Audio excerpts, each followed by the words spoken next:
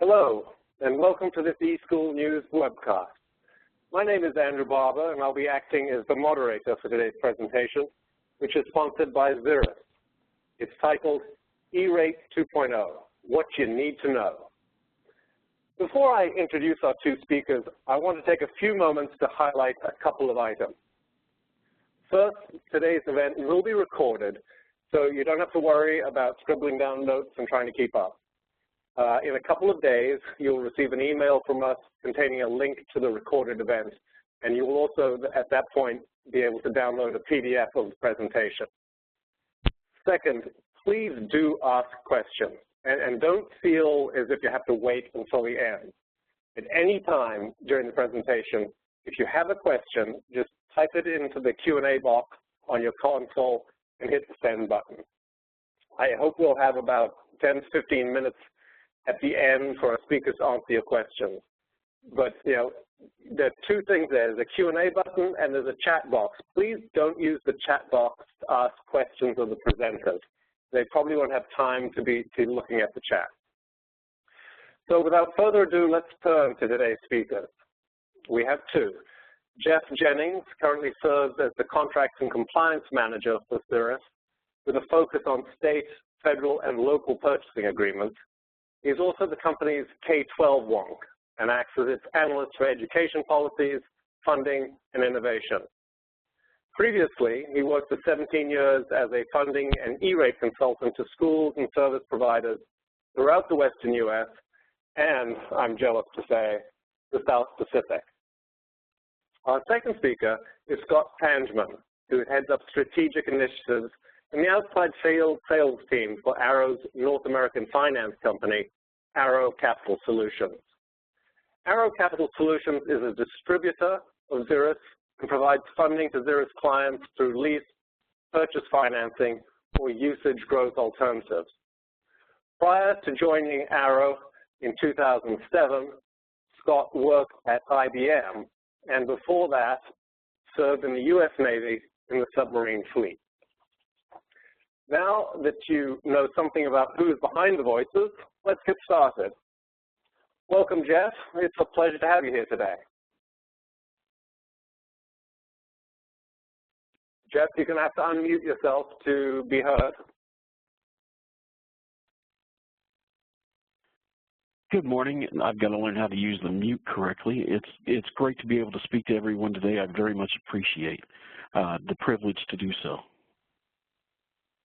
This morning, E-Rate 2.0 is launched, and as everyone knows, it's a whole new ballgame. Real quickly, Xirrus is committed to K-12. We've set aside resources specifically for K-12, and in fact, developed our hardware early and differently than everybody else, specifically for density populations and one-to-one learning. And our software and our hardware are built to easily be used in the K-12 environment, and in fact, we use specific K-12 applications like app control and our honeypot technology to do so. We have our arrays and access points, which nobody else builds like we do, and that's why K-12 is 78% of our customer base. We're the top manufacturer in the Wi-Fi sector. We do extremely well, as you can tell right there. Just a few of our K-12 clients. We have everything from one-room schools up to very large schools like Atlanta Public Schools. But really what we're here to talk about today is what you all are facing, and that is the tsunami of everything that's happening to K-12 education technology right now. With the E-Rate 2.0 being official this July and the new rules launching September 18th, you're being asked to take and stretch dollars from as many different areas as you can find them, and between Common Core testing, other digitalized standardized testing, the one-to-one learning and mobile learning environments, and with the mandate from the Connect Ed initiative that everybody be digital and mobile by 2019, you've got storms all over that you're having to face. So for that, I salute you. You are in the front lines of the biggest revolution in education in, I would say, 150 years. An example of that, in 1865, which is back when I taught adaptive PE special ed, or pretty close to that, it was everybody staring at the front of the room, trying to keep up at the same level, what us in the education field would call drill and kill. Jumped to 1997. The only addition between those two, I would say, is electricity. Even though they're computers, they're still staring to the front of the room, everybody trying to keep at the same pace. 2009, we had the smart boards, which are great. Didn't do anything to revolutionize, I would say. It's still everybody going at the same pace, same level, same time. Kids that weren't able to keep up would be sent to the resource room.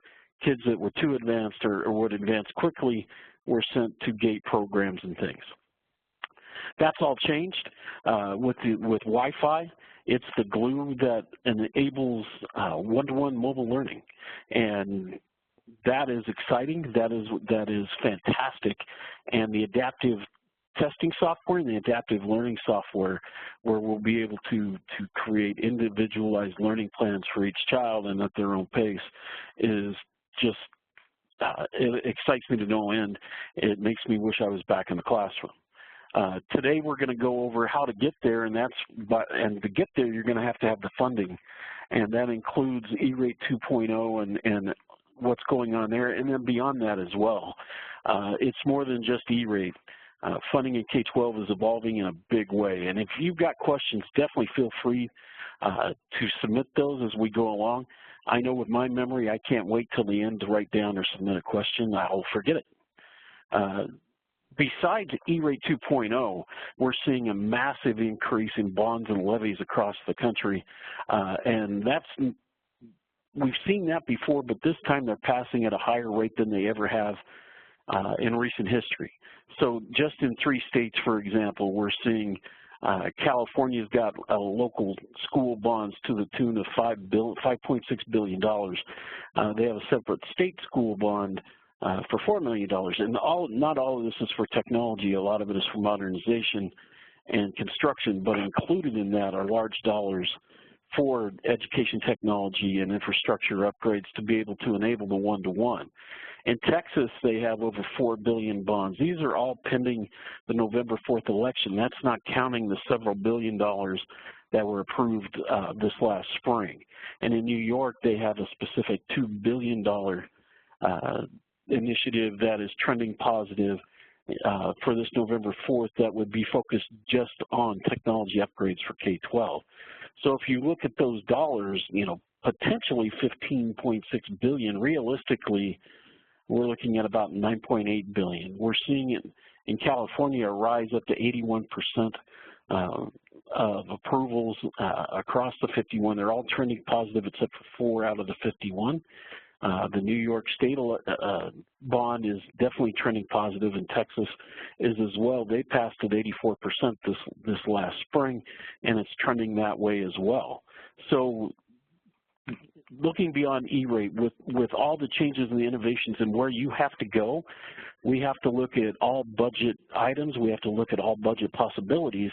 And to that end, the U.S. Department of Ed sent out a letter this last year instructing K-12 on how they can use their categorical funds to be able to stretch and help meet the technology need, professional development need for your staff. And some examples of that in your categorical funds using ESEA and IDEA, they gave some specific examples, and there's more at the ed.gov/technology. But in here, in this presentation, you can see implementing systems to collect management and data. It gives the ESEA code, and the same thing for professional development.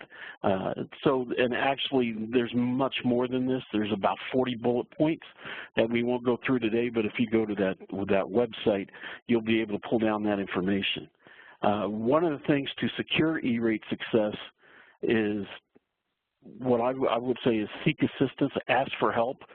Don't assume. We've been running the program with USAC for the last 17 years, relatively the same way with some modernization along the way, modifications. That is all changing this year. It is vastly different.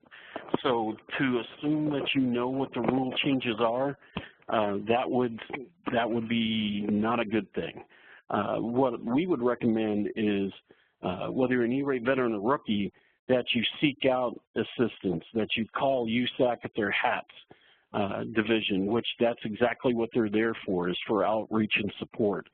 And then your state education agencies and your local education agencies, your county office of ed, you know, whatever your regional LEA is, seek them out. Ask questions, don't assume anything. Same thing if you're using consultants. They're a great resource if you've got the finances to do so. Make sure to check their references and have a conversation with several of their current clients.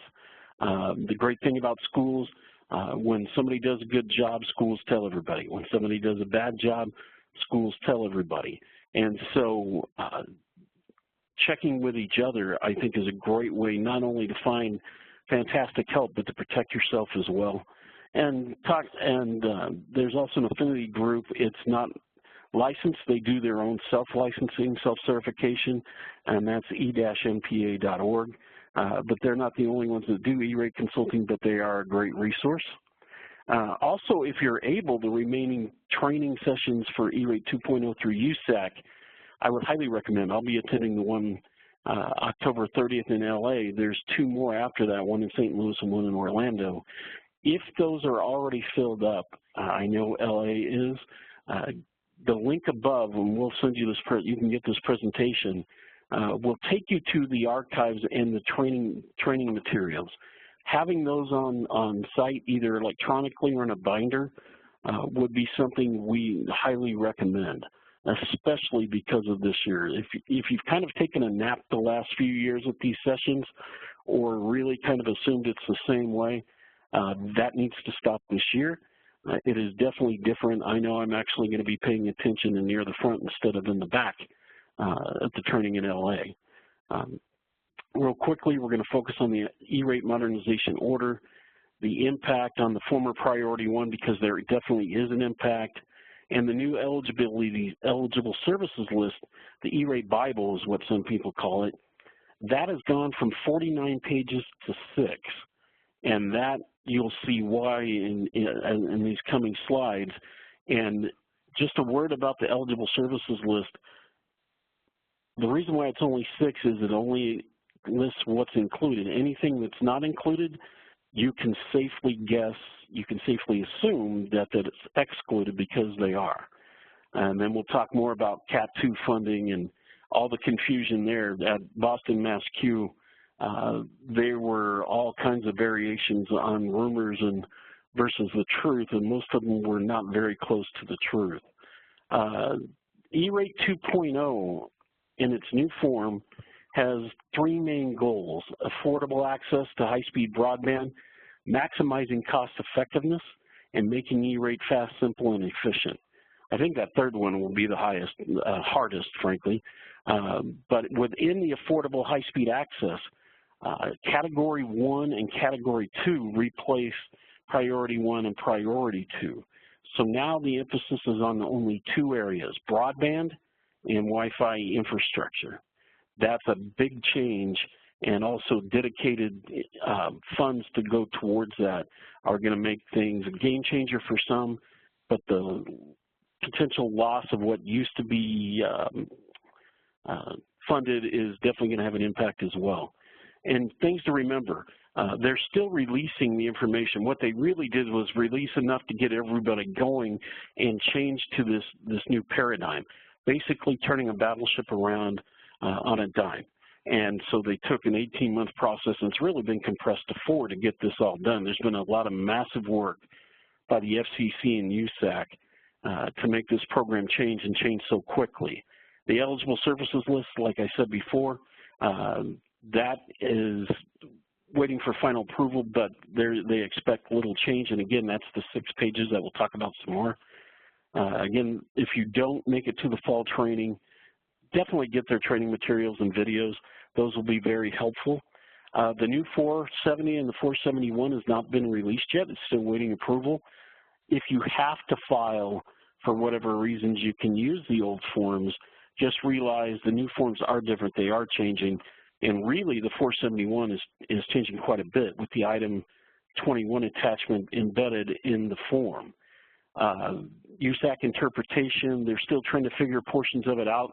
There's still a notice of proposed rulemaking that will be coming out later to clarify some of the issues that they couldn't get done in time to release for the program. You can expect a combination of more PIA reviews and selective audits. They're definitely going to be paying closer attention to that. And with the combination of the legacy services and the new, there's going to be questions. Instead of 1 to 5 questions, you can expect, you know, a dozen or so. So you've got to be ready for those.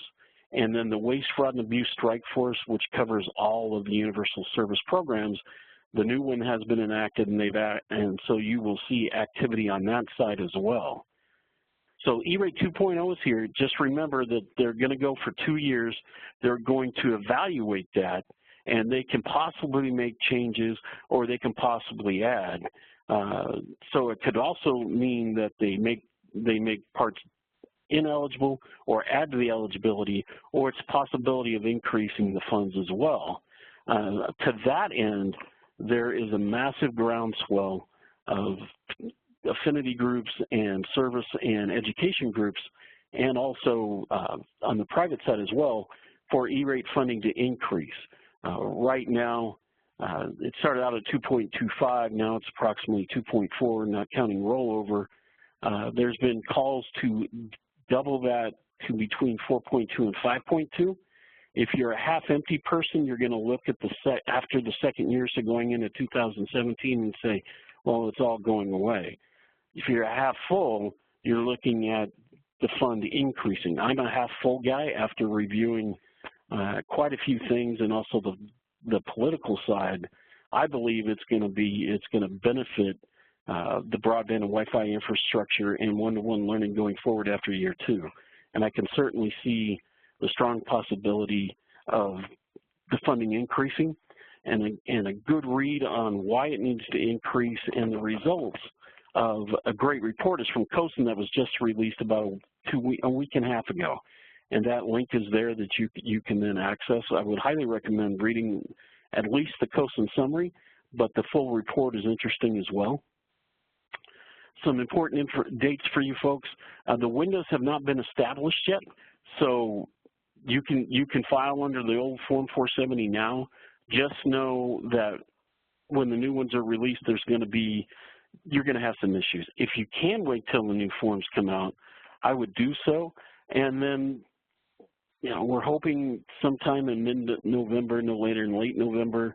The window to be closed is still to be determined as well. The projections are somewhere between January to mid-March, so there's going to be a decent window. But what's interesting, especially for the higher percentage schools, is E-Rate or USAC is saying they're going to be able to release some funds for Category 2, which is Wi-Fi, as soon as April 1st of 2015, which has never been done before.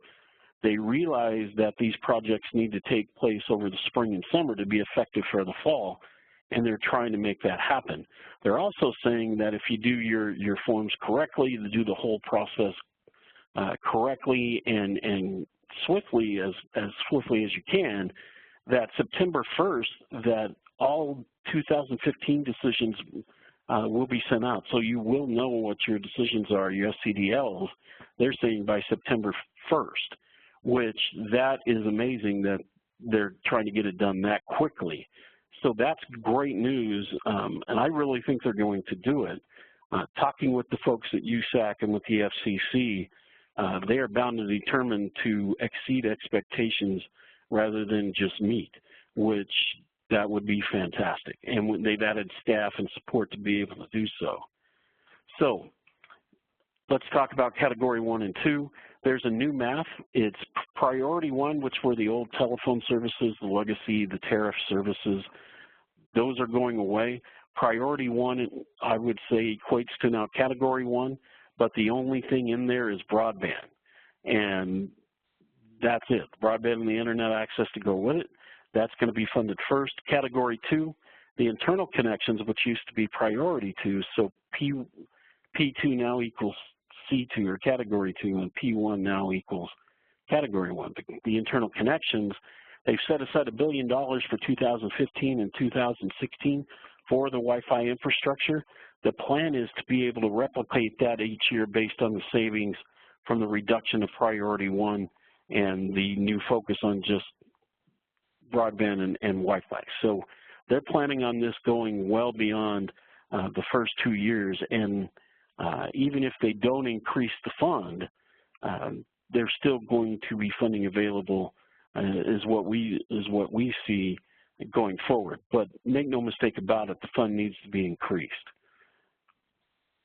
A big issue that is going to affect you all, and after talking at several conferences, people are thinking it's really not going to happen. Trust me, it is going to happen, and that is the phase down of support for voice, voice over IP, any non-broadband services, including VoIP as a service and cell and mobile phones. They're being reduced 20% a year effective this year. So starting this year, if you're a 90% school, those are now going to be funded at 70. If you're a 50% school, those are now going to be funded at 30, and everybody in between. So automatically count on those services being reduced 20%. And again, the easiest way to figure that out is if it's a legacy service such as voice and things like that, or basically if it's non-broadband, count on it being reduced 20%. However, some items are being removed effectively this year with no phase down, which will impact you as well, and that's web hosting, things like voicemail, email, paging, texting, directory service. Those have had an impact on, are having an impact on a lot of schools, and now that you have them, are you going to be able to live without them? No. So you've got to be able to sit down with the administration and find a way to either fund those, or if you had a E-Rate rider in your contracts, really evaluate your contracts and service agreements, and if it said dependent upon full E-Rate funding, you may have to go back and have some negotiations and talks with your service providers about what you're going to do. But definitely engage them on this 20% reduction and put a plan together. Because 20% that you've got to go find that you weren't expecting to 3 months ago may be very hard to do, but you need to plan for it now because it's going to happen. I can't tell you enough that communication with the service providers that you have, reviewing your contracts, and sincere, deep, direct talks with administration happen much sooner rather than later. Again, no phase down on the cell service, data plans, and air cards, unless you can show that these data plans and the air cards for the cell service is more cost effective than broadband for your sites. They're going to be out. So if you need to use those services, you're going to have to be able to prove to USAC that they are more cost effective than bringing in broadband. USAC will have a presumption that they are not cost effective, so you're going to have to be able to reverse their thinking on that. So some more of the inside areas that are being removed with no phase down are listed below. You need to watch out how PIA treats this. Some of these items are normal components of voice service that you can't really strip out. Again, being able to break out what you're being charged for and evaluate your agreements are going to be crucial because there is no exceptions or grandfathering. So if you have multi-year contracts, which if they were under E-Rate, were contingent each year on E-Rate funding, those apply as well. So you can't grandfather those forward. In Category 2, what we're talking about in internal connections, again, the $1 billion, is the Wi-Fi hardware and software that are eligible. It's not just Wi-Fi, but it also includes the routers, the switches, the firewall. Caching engines are included as well, especially for those that don't have adequate broadband. That's a great idea. The Wi-Fi hardware and software, including cloud-based services, are eligible. So, for example, all of Xirrus's hardware and software is eligible under E-Rate. And again, basically all the equipment that you take from the minimum point of entry to move that IP packet out to the wireless access point is included, but it's only the basic infrastructure. So again, the firewall, the caching engines, the routers and the switches, servers are not included. The web servers and the email servers that were included before are out. So again, it's really that short of a list. Structured cabling is definitely included. So everything that is included in structured cabling, you can include, including the cabling, the services, the installation, the J-hooks, the ladders, the racks, etc. So those are all included. The termination cost, everything like that, testing, toning, all of that is included. Basic maintenance of the eligible items is okay. Also, we're going to be talking shortly about how you can already figure out what your E-Rate budget will be, and it's only going to require 2 pieces of information to do that. But they're all going to be factored in. Basic maintenance will be an incident-based maintenance if you're going to do Wi-Fi as a purchase. Again, we're going to go into that in a second. So that's all included. Even if districts have had Wi-Fi in the last few years, they still start at square one, starting this year going forward. So you can buy some more E-Rate equipment and include the maintenance on the router switches, etc.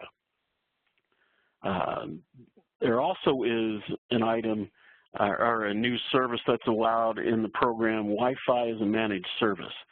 This is getting a lot of buzz, especially for districts, small, medium, and large, that frankly don't have the resources to be able to support it. The biggest network in any city is the school. The least amount of help on a network is the school. So you're the biggest with the least amount of bodies to be able to support it. So hats off again because of all the work you and your teams do. But Wi-Fi as a service is a great option. There's 3 flavors that they're going to allow you to do. Soup to nuts is where we're talking about a service provider will own the equipment, own everything, install it for you. There'll be an annual cost that you will pay for that, but they will do the installation, they will do the help desk, the trouble ticketing, the maintenance, the upgrades, the whole 9 yards. If there's a problem, you call them, they take care of it, they own the whole thing. The second flavor is the district can purchase the equipment just like you would Wi-Fi as a purchase, but under Wi-Fi as a service, you can purchase the equipment and take the balance of your budget and use a third party to service it, which again is a great and viable option, one that we can answer questions on more. But if you're interested in that, delve deeper into it because there is a lot of flexibility. And then the third, which help districts, that I think will help districts, is the district leasing the equipment and then outsourcing the support, maintenance, and upgrade, the whole taking care of it as a service provider to a third party. Great options under Wi-Fi as a managed service. Definitely more to come on that. Eliminated from Category 2 is everything you see on the screen, the circuits, the interfaces, gateways, servers, all the telephone components, and this question gets asked a lot. Voice over IP, if you were buying and maintaining your own system or were planning on doing that, no longer eligible under Category 2. Those are out. If you have voice over IP as a service under Category 1, that's being phased out at 20% a year. So that's definitely going to have an impact. What else is eligible is the UPS as well. One thing we need to understand is in Category 1, your old E-Rate discounts percentages still apply. But under Category 1, as definitely in Category 2, it's no longer the individual school sites where you could use your build entity network for the district and then your 90s could be pulled out and done separately in each year's. They're now going district-wide. So whatever your district-wide E-Rate percentage is, that's your new number. And then here's the new math for E-Rate 2.0. 90 through 85 equal 85. So 90, 99, or 89, 87, 86, all equal 85%. They want you to have more skin in the game. If you are a 90 to 85% school, All of you will have to be able to show that you have your 15%. How to figure out your budgets is actually very simple. It's $150 per student. This is a 5-year budget. Again, it's district-wide. So you would take that $150 per student over the 5 years. If you're a library, we look at your square footage, and it's $2.30 a square foot. Depending on how you want to set up and spend it, it's all up to you. Just know that you've got to last, this has got to last you a minimum of 5 years. If the district wants to put more money in for the Wi-Fi, they can, but what your budget is for Category 2 from USAC is what it is. So, and we'll show you more of that in a minute. It's gonna be ordered by discount rate, so they're gonna take all the new 85s, again, which is 90 through 85. Those are gonna be funded first, and they're gonna work their way down. And then, again, this is gonna be a budget for you for 5 years.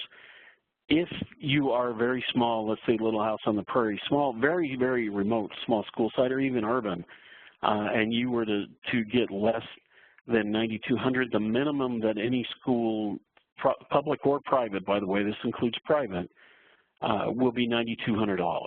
So at a minimum, the little charter school that maybe has 20 kids would get $9,200 for Wi-Fi. Again, this is just Category 2. This is separate from Category 1.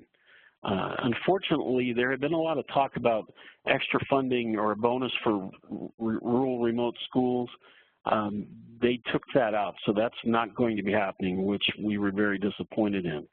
The current 2 out of 5 rule is removed.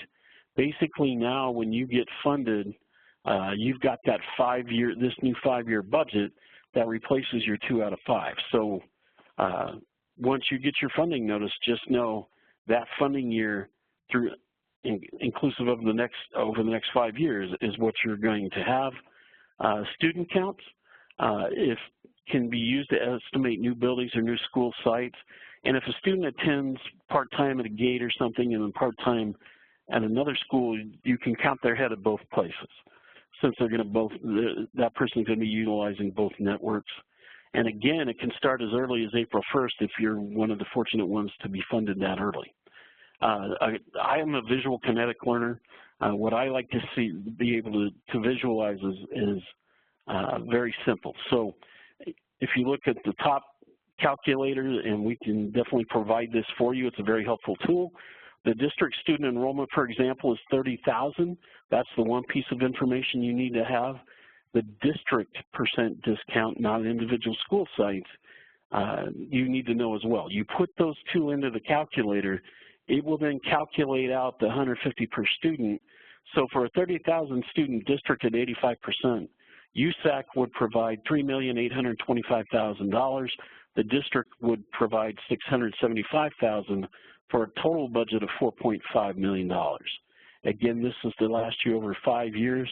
For a 30,000 student district, that's a healthy budget, and it is for just Wi-Fi infrastructure. Again, not counting your broadband or anything else, and this is not per year, it's your total for the 5 years. And the bottom calculator does the same thing, but it allows Wi-Fi as a service, and so it just extrapolates out what it would be per year for the 5 years.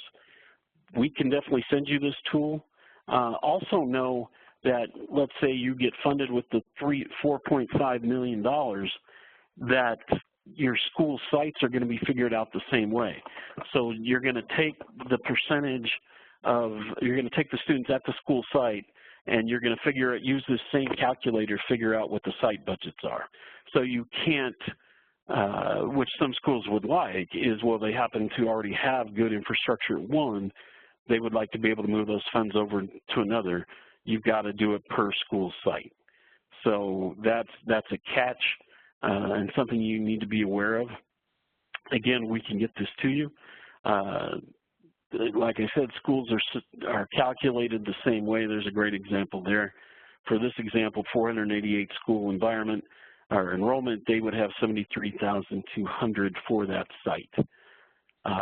Key points about Category 2. Again, it's a 5-year cap cost budget. You need to make sure that you plan and push it to last. Also, you need to plan for density coverage and one-to-one coverage, because that's where all this is going. That's why all the billions of dollars are going in at the federal, state, and local level to revolutionize education through education technology. Still using the same fantastic teachers, just increasing the ability of the child to learn with the individualized learning plan. But to be able to do so, you've got to have a density environment.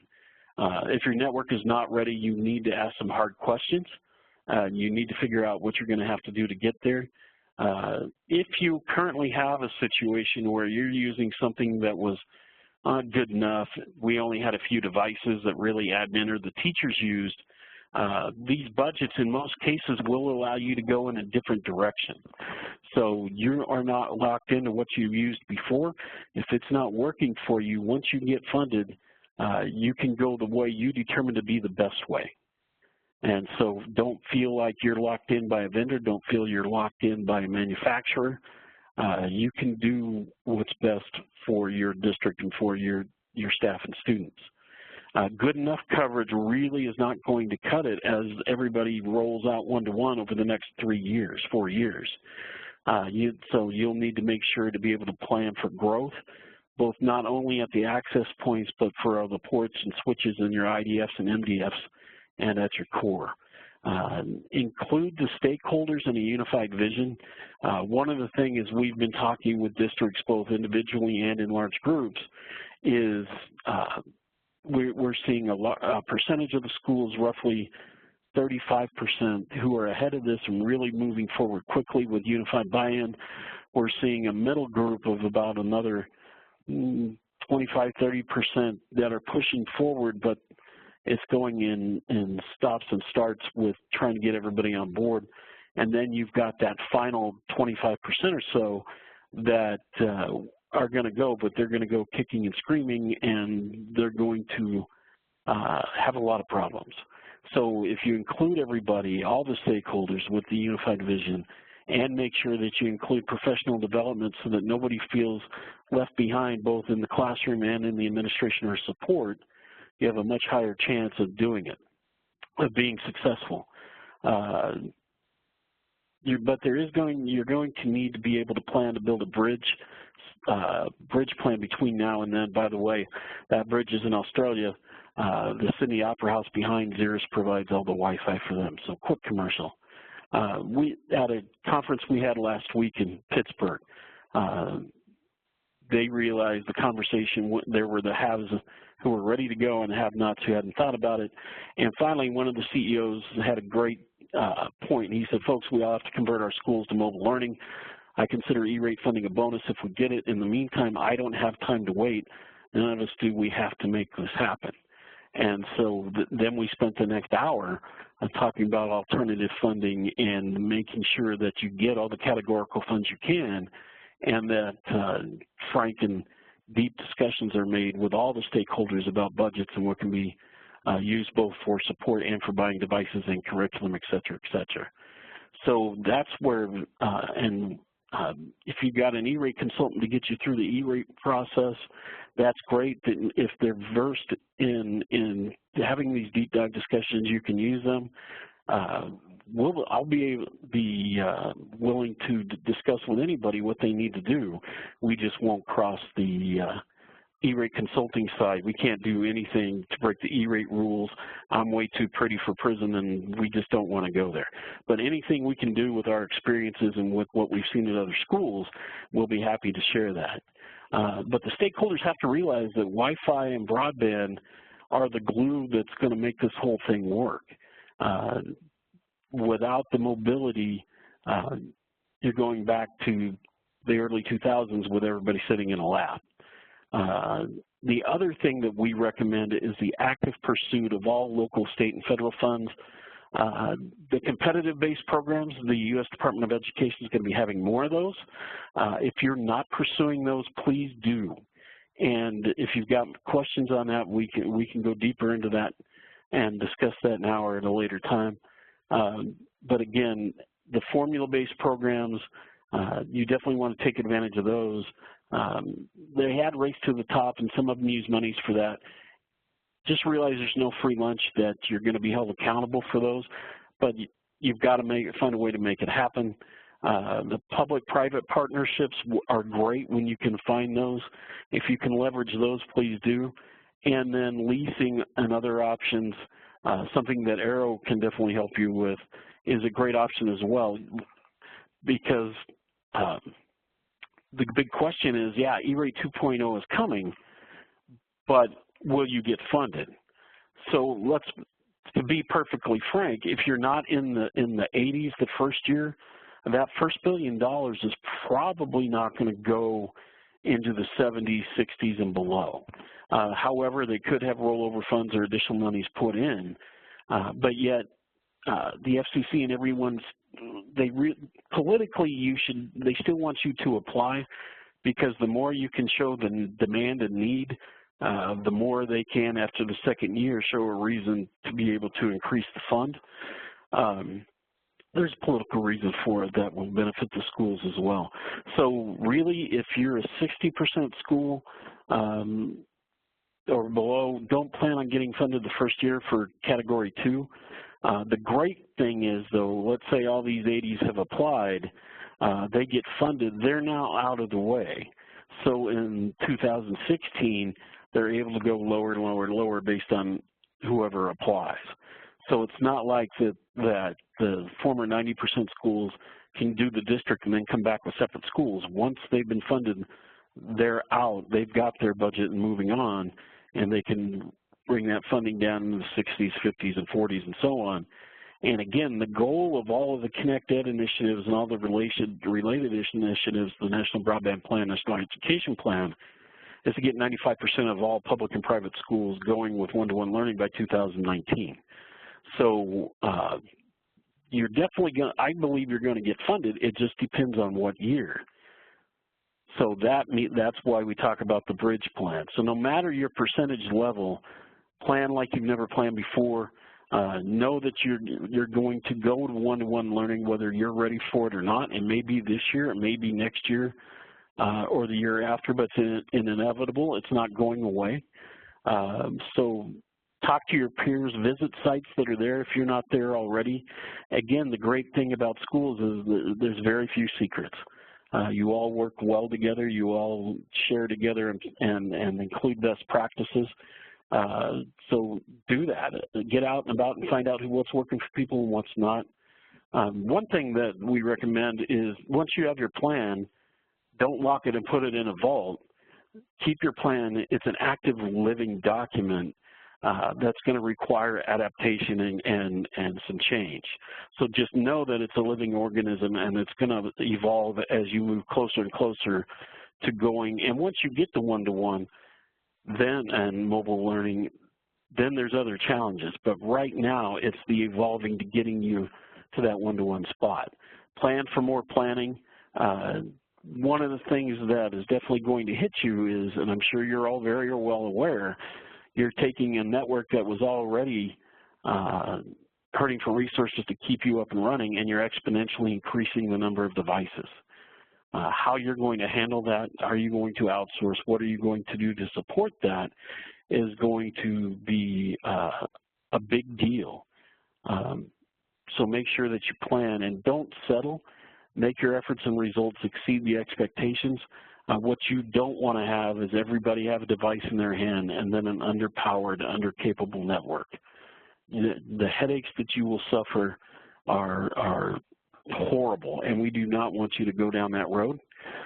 Plan with a purpose for one-to-one. At 5 years, we recommend planning for a safe solution, one that's scalable, that includes application controls and other software solutions that will stop unnecessary, unwanted traffic at the edge instead of bringing them across your internal network. Future-proof. Realize that you may be at end now. You may, and plans to go to AC, use that 5-year budget to pay for that. Licenses are included in the funding, so you can add those and include those in your 5-year budget plan. the new AC or the AC2 radios when those come out. Whatever you plan on doing, make sure that it's future-proof and that you're not having to rip and replace and start all over after the second or third year. And make sure that it's easy to use, intuitive management. The easier deployment, the better.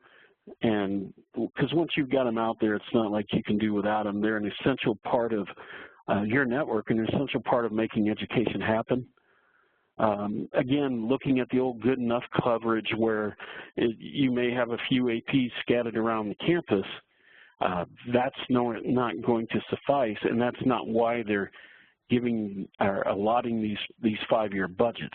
What you really need is density and saturation, because once the kids get the devices, that's one thing, but once you start using the incredible software that's out there now and the software that's coming, each child's going to be having unique requests going across your network and out to the internet, out to the cloud.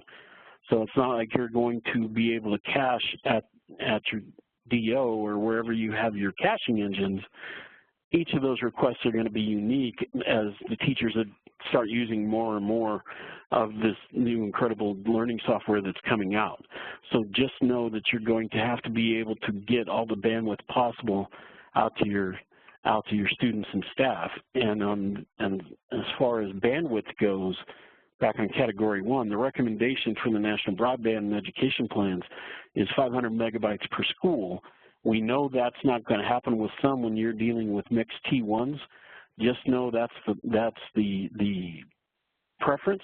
The actual goal is to get you to 1 gigabyte per school site through 95% of the schools by 2019.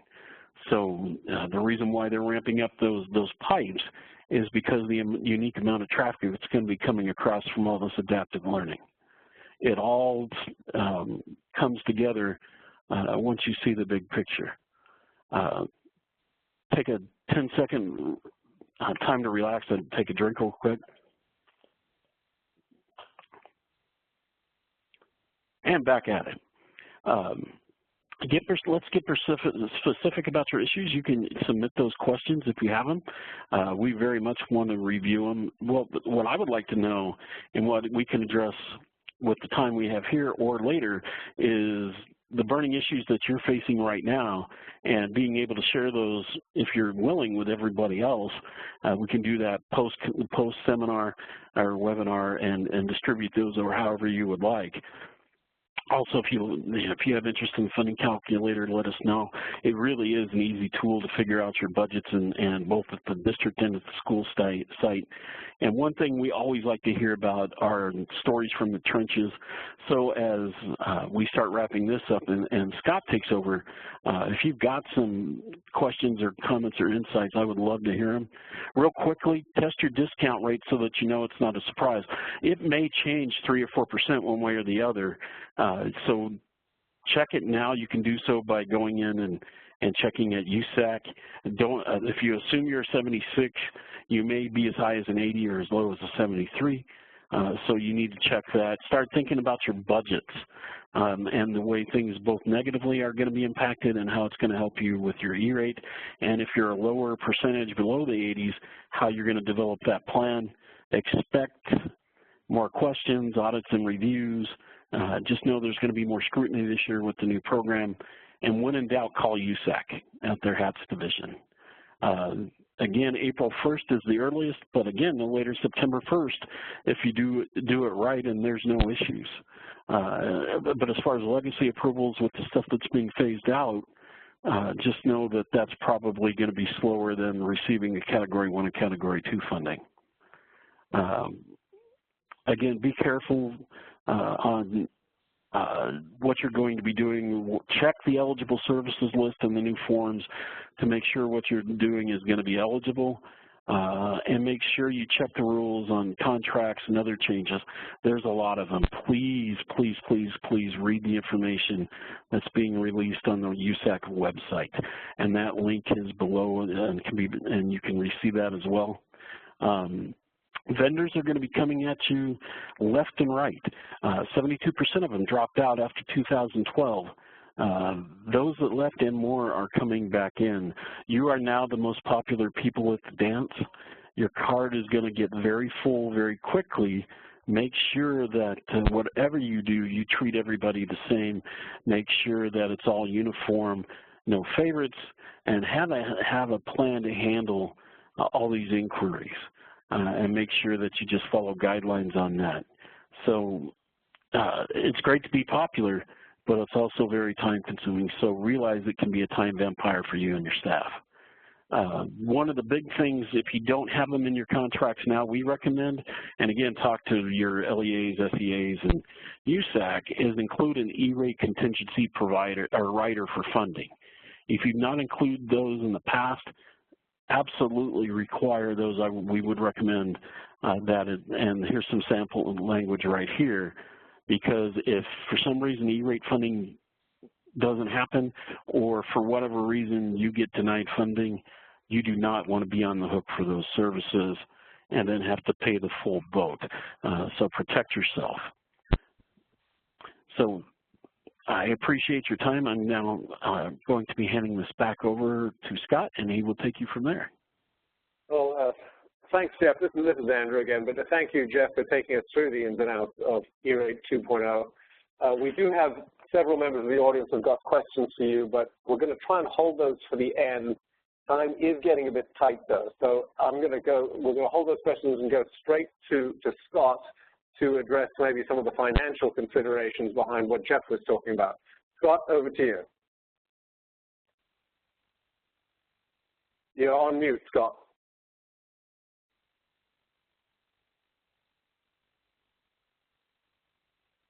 Scott, can you unmute yourself? There you go. Can you hear me now? Yes. Fantastic. Apologies for that, guys. Thank you, Andrew. Thank you, Jeff. And guys, as advertised, I am Scott Tangeman. I just want to take a very quick minute to talk to you a little bit about what Jeff was referring to as the bridge. Within Aero ECS, there is a company called Aero Capital Solutions, and that's who I represent. And our job within Aero Capital Solutions is to be able to provide access to capital that will help you meet the demands that have been raised by Jeff. What we have internally, we have both the strategic as well as the consultative arms.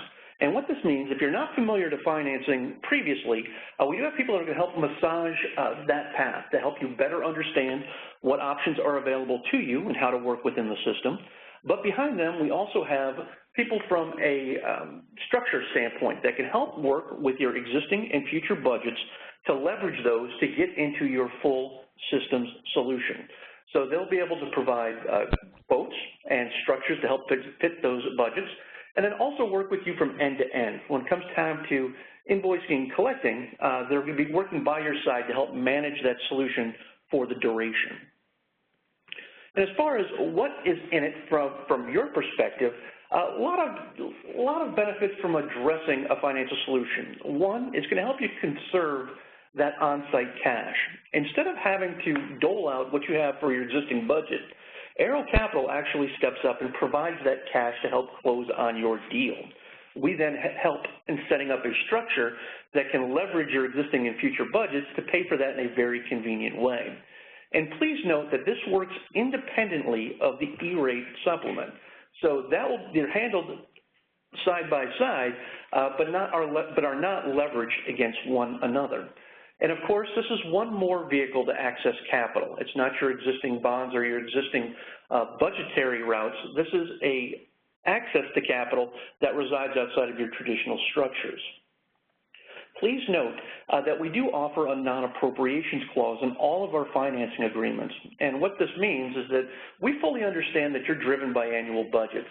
Should for any reason that goes away, we can help work with you as far as the existing contract rather than getting into a litigation or a cancellation scheme. So we do have protections built in to help leverage future budgets, especially when, as we all know, they're not necessarily guaranteed in stone. Finally, here in red, I want to talk to you a little bit about some flexible terms and conditions. Please note that everything that we offer is a full systems solution. So if you have product that falls outside of E-rate funding, we can include it in a financing agreement. But the example that we show here on the next slide simply shows a sample business case. Using the calculator that was spoken a little bit earlier, we understand what may be provided from an E-rate perspective. We understand what our available budget and the contributions of the schools will be. What we see here is a way that Aero Capital can help you work around that. So in this particular case, the budget that we wanted to work with was $1.125. And as with any transaction, it's expected to be paid within 30 days. Aero Capital gets you the funding for that immediately. And then we help set up terms to be able to pay that back over time. Whether you'd like to do that from a monthly perspective or an annual perspective, we can set that number to best match your existing budget. Then, of course, when E-rate supplements come in-house, that just gets applied to your budget. It doesn't get applied to the Aero Capital financing. So you can help manage your piece with expected gains to help make sure that you're not going to be held over the barrel when it comes to actual payment of your Xirrus Plus solutions. So guys, with that said, I'd like to take this opportunity to hand it back to Andrew and open this up for the Q&A portion of the program. Terrific. Thanks so much, Scott and Jeff, for sharing your insights with us today. We are quite tight for time. We've only got about 4 or 5 minutes left, so we'll try to get to as many questions as we can. But if we do not get to your question, don't worry. Someone from the Xirrus team will follow up individually with you to get answers to your question. But first, let me throw out a question to Jeff from George. Can individual schools apply for E-rate funds, or are they required to go through the district? If it's a public school, they're required to go through the district. Again, this is a district-wide initiative. If they're a private school, a charter school, et cetera, they can file individually, and they would just use whatever their E-rate discount is for that school. If they don't know what it is, you can go to the USAC website, and they actually can walk you through a couple different processes to figure that out. Okay. All right. And then I have a question here from Steve. How do I calculate my potential percentage if we're a private school and do not have a hot lunch program?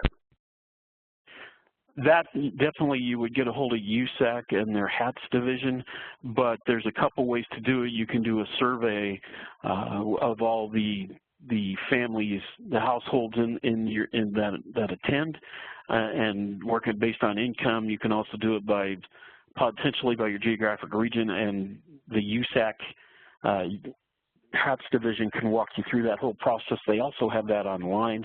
Again, you have a couple free options, but all that information is there. But private schools are definitely being promoted to go after this. Even if you're not a high free and reduced right now, if you're not an 85, we really think this program is going to go for quite a while. When they do get to your level of funding, you want to be there and you want to receive those funds. Okay. I have a question here also from Steve, which gets a little more specific. Will E-Rate 2.0 include school bus Wi-Fi for mobile learning? I would call USAC HATS on that, but at this point, the actual E-Rate program, the Category 2 Wi-Fi only covers instructional facilities, so educational facilities. So the non-instructional facilities are not included. That question has been brought up, and really I would talk to USAC about that. It's been debated at every workshop I've been to without a conclusive answer. And they may have it now. That's something I would definitely call them about. Okay. And we have time for maybe a couple more. Donna has posed a question, will districts need to separate their Wi-Fi infrastructure from their wired infrastructure? Because in reality, wiring closets house both infrastructures on the same switches, chassis, UPSs, et cetera. You're absolutely right. And let's put it this way. Any equipment that's currently been purchased will be separate and different from the equipment you purchase through Wi-Fi. And because you're going to want to plan for growth, so putting in your switches and the IDFs and your MDF, the good thing about these budgets is it's going to allow you to look at this as an opportunity to separate, but also have that dedicated equipment and those dedicated ports for growth. So yeah, you'll definitely at this point need to be able to separate the equipment because it's going to be purchased with separate funds. Terrific. They can't be linked together. You bet. All right. And then I would say that the final question it comes from Melissa. I thought that support for voice was on its way out, with emphasis moving to VoIP. Is VoIP funding going away as well? Yes. They are. It's going to be, if you have voice over IP as a service, it's going to be reduced 20% as well. So 20% this year, 20% the next year. So it'll go 20, 40, 60. So if you're a 60% school, it'll automatically be 40, and then the year after that 20, and then you're out. That may change after the second year, and I would definitely voice your opinions about that, because we consider voice over IP an essential product that works very efficiently over broadband, but as of this point, voice over IP is not included. It is specifically and named excluded. Okay. Well, unfortunately, that's all the time that we have left today. As I said before, there will be follow-ups to questions that we did not get to from the Xirrus team. Finally, I do want to thank Jeff and Scott for their excellent presentations, and also to thank Xirrus for its support. And a final reminder, we will send out an email to all attendees when the recording of the webinar is ready, and we will get a link to that calculator in that email. And that wraps it up for today. So thank you, and this concludes today's webcast.